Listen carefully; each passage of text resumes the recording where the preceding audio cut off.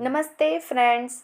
एक समझदार गृहिणी वही होती है जो कम समय में और कम बजट में अपने घर को साफ सुथरा भी रखे और उसे ऑर्गेनाइज करके भी रखे।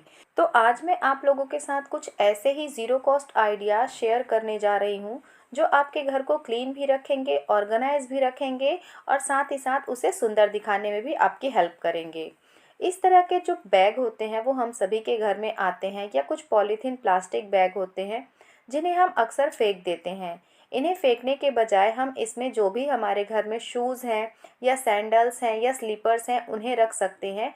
इसमें रखने से फ़ायदा ये होगा कि एक तो ये जो शूज़ इसके अंदर हमने रखे हैं इसमें कोई भी तरह का मॉइस्चर नहीं जाएगा, और दूसरा इसमें किसी भी तरह की डस्ट नहीं जाएगी।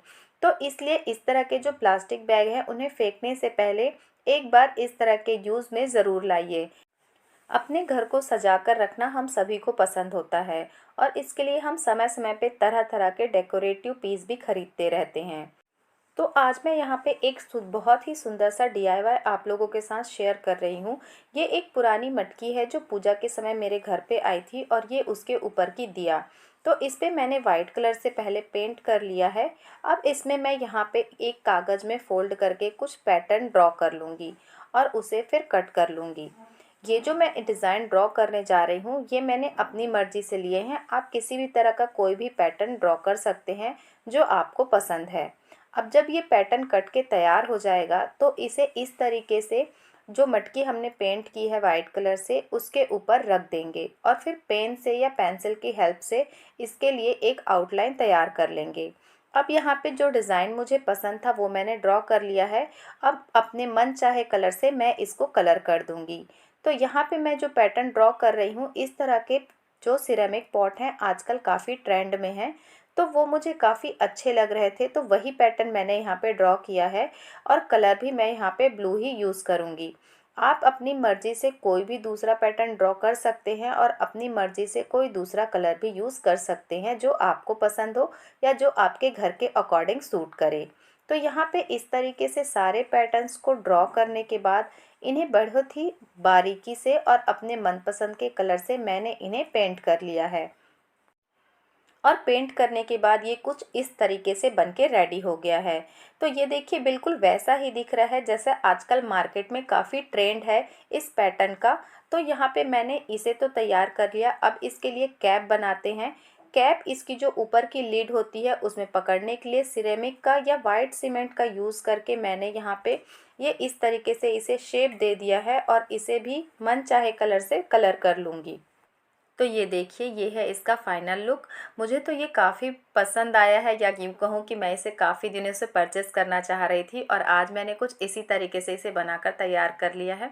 काफ़ी सुंदर लग रहा है। मैं इसे अपने घर में डेकोरेशन के लिए या किचन में कुछ चीज़ें स्टोर करने के लिए भी यूज़ कर सकती हूँ।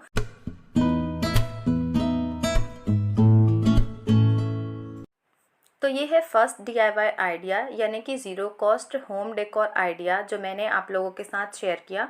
आगे मैं आप लोगों के साथ एक और डीआईवाई शेयर करूँगी, वो भी आप लोगों के लिए काफ़ी यूज़फुल होने वाला है। जब हम घर पर रखी हुई चीज़ों से खुद से कुछ बनाकर अपने घर को सजाते हैं तो उससे एक अलग ही खुशी मिलती है, जो मार्केट से परचेस करके लाकर घर को सजाने में नहीं मिलती।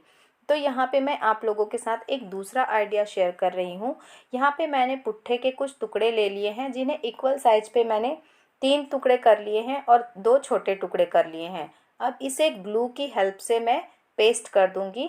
आप चाहें तो ग्लूगन का भी यूज़ कर सकते हैं, या आप चाहें तो जो फेविकोल होता है उसका भी यूज़ कर सकते हैं, या जो प्लाई चिपकाने वाला जो ग्लू आता है उसकी भी हेल्प से आप इसे चिपका सकते हैं।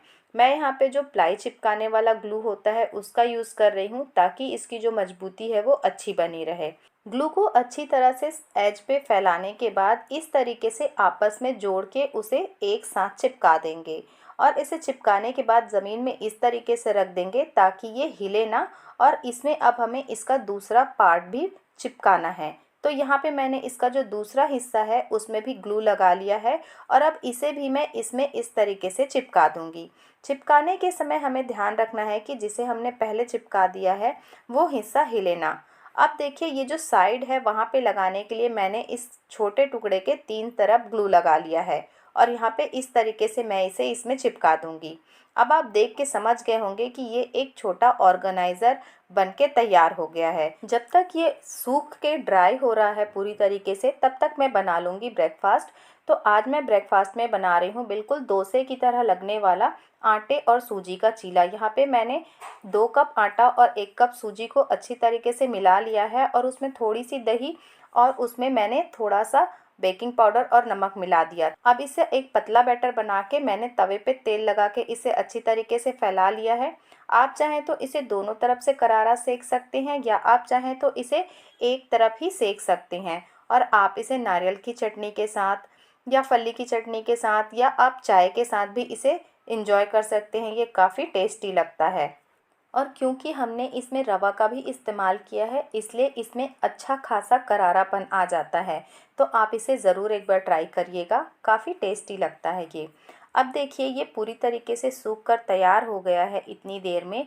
अब इसे आप चाहें जिस तरीके से डेकोरेट कर सकते हैं, या आप चाहें तो इसमें वॉलपेपर चिपका सकते हैं या कोई दूसरा पेपर चिपका सकते हैं, या आप चाहें तो इसे कलर भी कर सकते हैं।